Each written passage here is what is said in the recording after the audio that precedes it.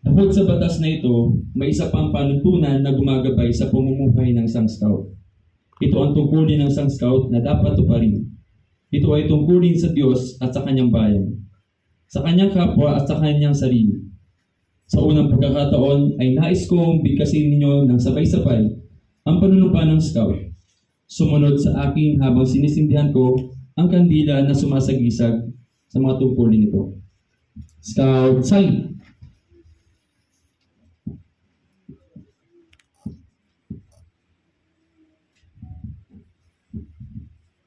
Sa ngalan ng aking bangal,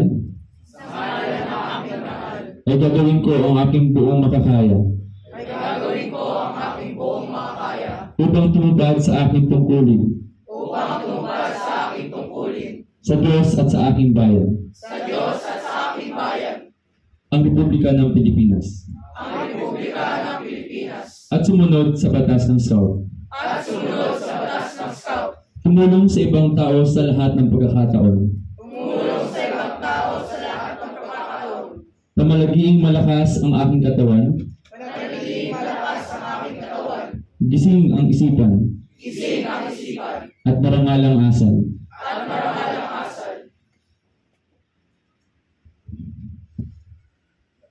Handa,